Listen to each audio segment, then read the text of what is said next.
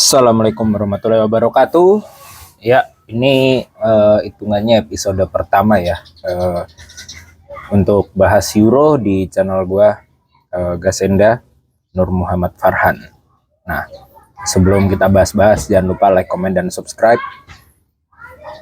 Ya, kalau pengen, kalau enggak pun ya nggak apa-apa, nggak masalah. Nah, matchday pertama Euro udah kelar dan nggak banyak hasil mengejutkan ya. Setelah Jerman menang 5-1 lawan Skotlandia di grup A, lalu Swiss juga menang 3-1 lawan Hungaria. Mungkin dibuka dengan sedikit apa ya bahasanya ya, mengejutkan, dan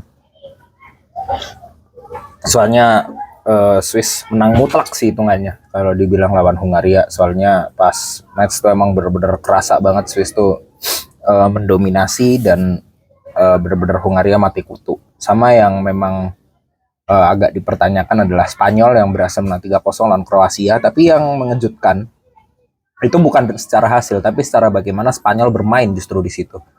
Gila sih, kaget juga. Soalnya Spanyol tuh dia nggak terlalu banyak pegang bola, dan nggak terlalu banyak memainkan bola yang kayak tiki-taka gitu ya. Bahkan penguasaan bola pun ya 47-53.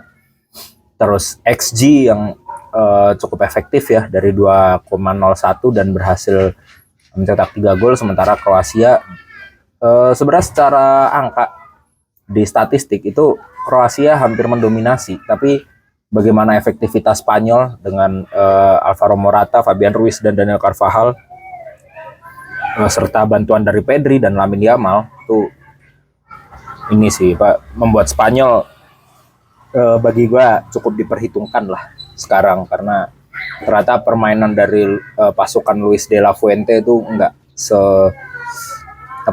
nggak seperti kemarin yang terlalu membosankan dan nggak terlalu berorientasi sama target ya, tapi bener-bener cair banget mainnya, kelihatan banget. Tapi ya balik lagi karena mungkin udah unggul 3-0, jadi babak kedua emang udah mulai kendor dan beberapa pemain juga ditarik keluar serta menyesuaikan dengan skor ya. Jadi kayak udah defense saja di babak kedua. Sementara Kroasia justru banyak nyerang, dan bahkan penalti dari Bruno Petkovic pun gagal.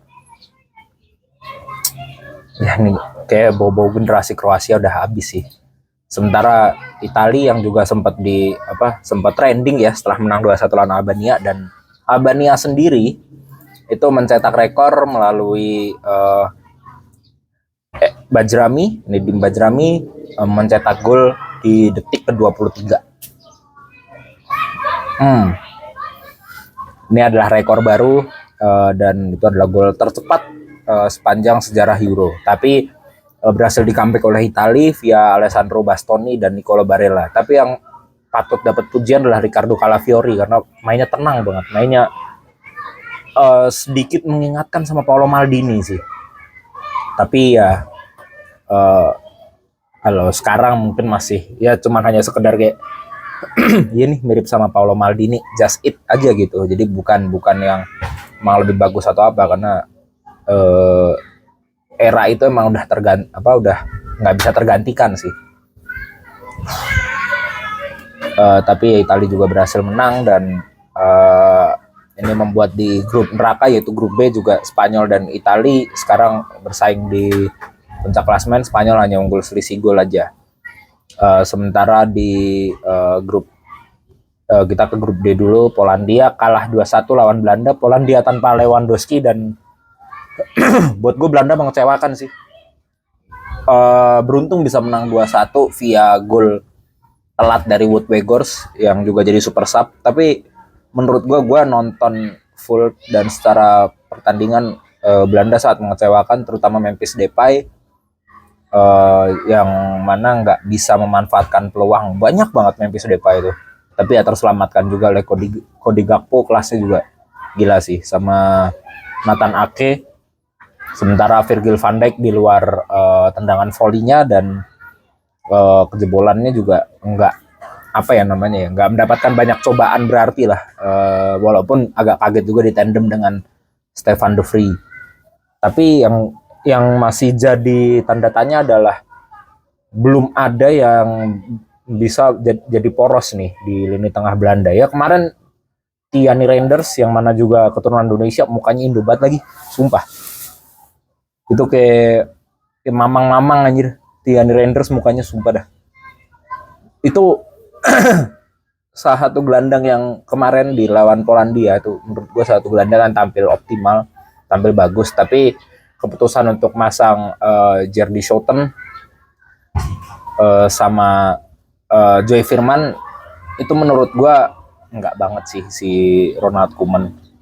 Ya mungkin karena absennya Ton Koopmeiners sama Frankie De Jong berasa banget ya, jadi Koeman harus bongkar pasang dulu untuk di lini tengahnya. Ya mungkin harusnya bermain lebih dalam 4-2-3-1, tapi ya Reinders nggak maksimal sih mungkin kalau di main 4-2-3-1, karena Reinders kan tipikal box to box yang akan terus maju, dia kayak nggak bisa ditaruh di double pivot gitu. Sementara geser dikit ke grup C, Denmark imbang melawan Slovenia dan Christian Eriksen menjadi pemain yang mencetak gol ya.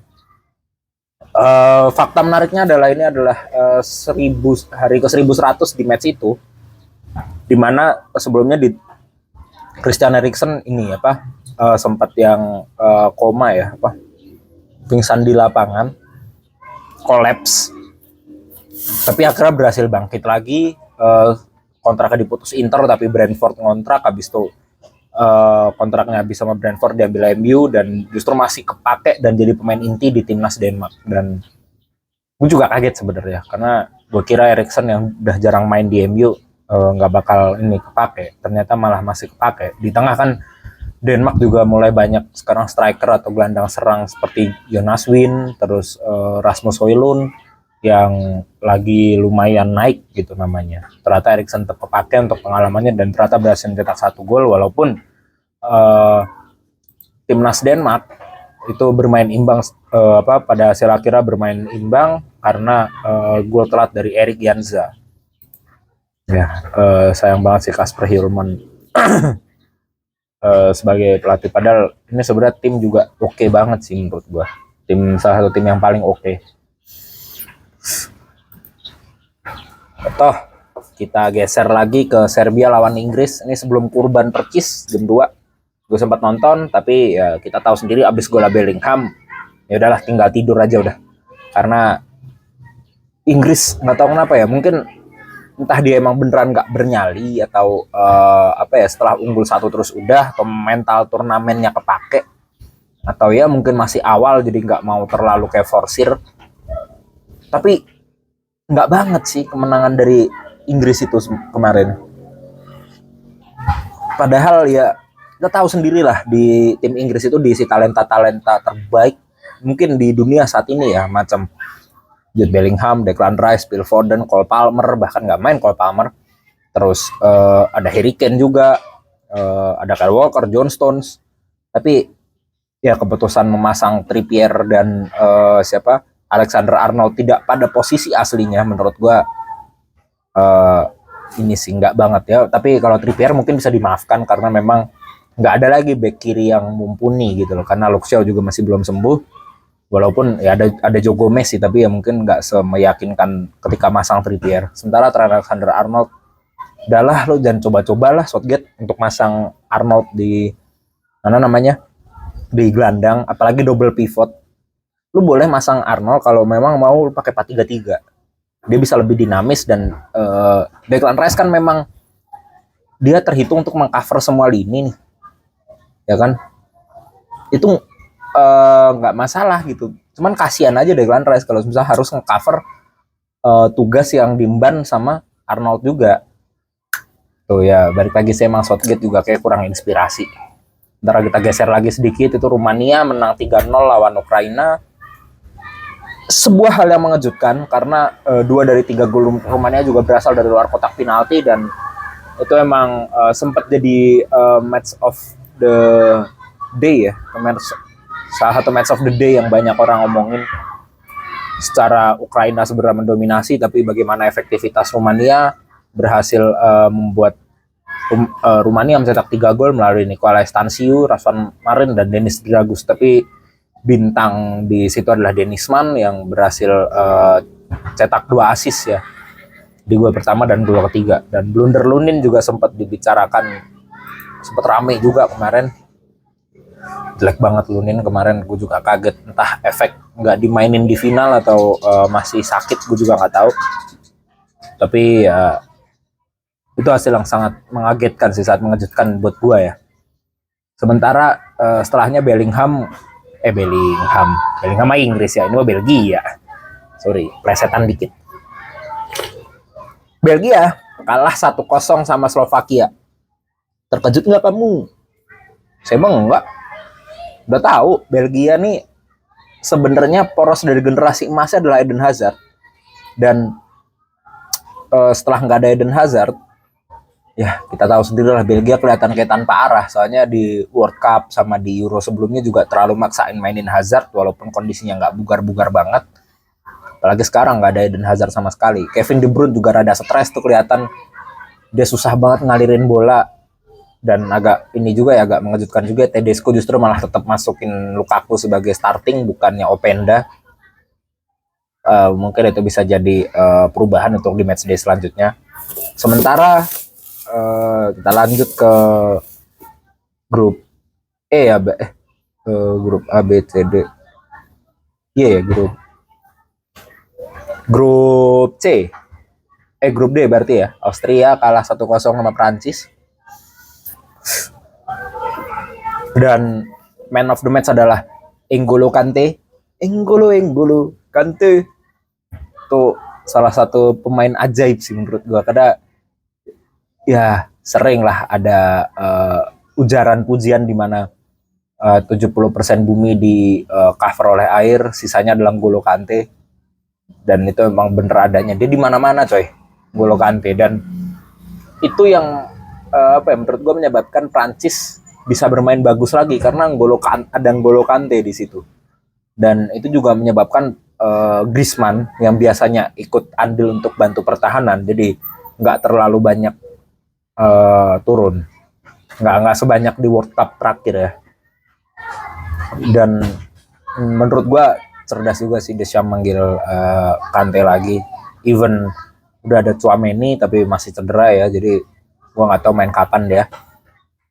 Cuman di sini ada tragedi malang untuk Prancis.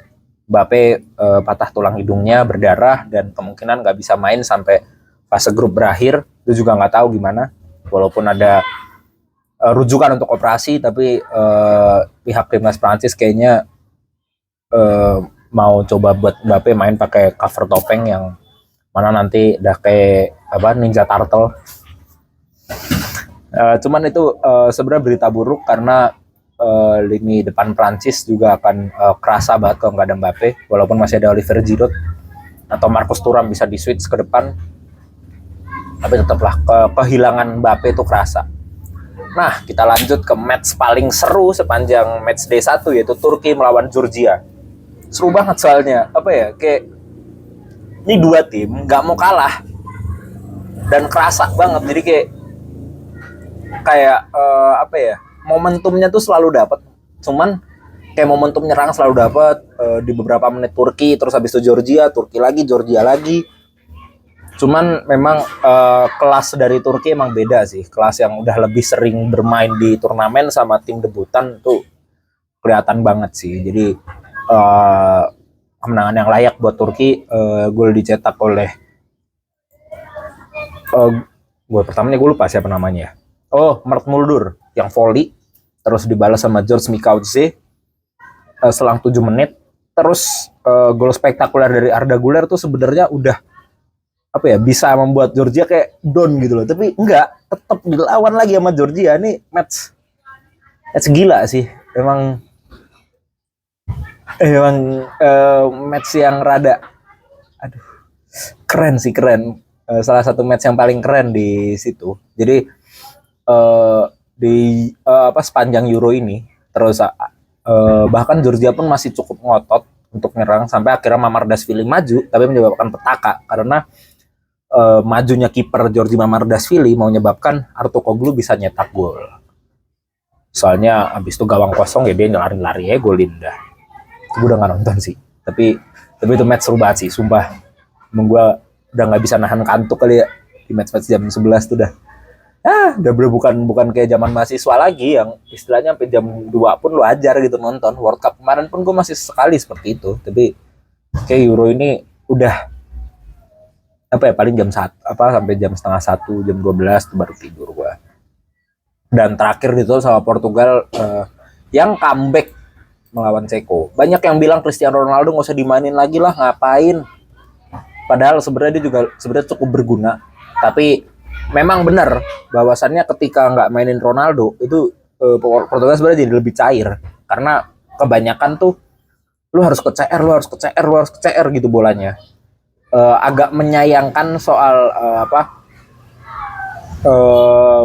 bagaimana mereka punya Bruno Fernandes, Bernardo Silva, Vitinha yang dimainin, bahkan Joao Cancelo juga main sebagai right wing demi ngelayanin CR. Cuman memang nggak terlalu berfungsi dengan baik dan bahkan sempat unggul duluan kan melalui Provod. Ceko ya unggul duluan dan terus sebenarnya menurut gua Portugal sih masih bisa dikatakan masih perlu banyak pembenahan lagi, tapi ini masih match day pertama, jadi harusnya Roberto Martinez ya lebih sadar diri lah untuk lu tuh dulu secara nggak langsung mendestroy generasi emas Belgia. Sekarang nih Portugal lagi bagus-bagusnya, lu mau hancurin juga dengan tak maksain CR. Iya oke, dia memang sebenarnya nilai plus dari mainin CR itu adalah semangatnya, sama istilahnya nih lu buang bola asal pun dikejar kayak gitu. Tapi itu CR ketika di Madrid beberapa tahun lalu, bahkan di Juve mungkin masih sekali ya 1-2 musim ya, ini udah ada CR yang berbeda, udah CR yang ngendok gantung lu di depan. Nggak bisa lagi seperti itu. Ketika kadang tuh ketika bola lu usahain untuk ke CR terus mati. Mungkin bisa Leao atau siapa, Goncalo Ramos atau Pedro Neto bahkan mungkin, atau siapa, Jota mungkin yang bisa dimainin untuk gimana ya, nyebabin lebih cair. Tapi di situ ketolong juga sama Francisco Conceição, itu anak dari ex pelatih Porto yang juga dulu bekas pemain Portugal, Inter Milan dan Lazio, yaitu Sergio Conceição. Itu ketolong banget sih, maksudnya untung dapat momentumnya. Asisnya pun juga dari Jota Neto ya ini ya, nggak dihitung asis tapi dari Pedro Neto kalau nggak salah. Itu ya udah itu aja dulu. Sekian untuk rekapan dari matchday 1, yang mana nanti malam juga ada kita udah mulai lagi ada matchday kedua yang akan dibuka dengan dari grup B, atau Kroasia melawan Albania jam 8 malam, lalu ada Jerman lawan Hungaria. Terus dini harinya ada Skotlandia melawan Swiss. Nah, jangan lupa ya kalau misal ini tonton terus Euro, karena ini salah satu ajang bakal potensi seru sih. Bakal potensi akan jadi Euro yang seru seperti Euro 3 tahun lalu itu juga. Plus karena kita kangen banget setelah pandemi, dan itu dipindah ke berbagai kota kan, tetap nggak ada tuan rumah waktu itu, tapi sekarang di Jerman full. Apalagi ya, ya udah itu aja. Jangan lupa like, komen, dan subscribe. Kalau mau like ya like, mau komen, mau subscribe ya subscribe. Kalau nggak mau ya udah tonton aja. Jangan lupa nonton ini channel. Gua Gasen dan Nur Muhammad Farhan. Gasen, bye.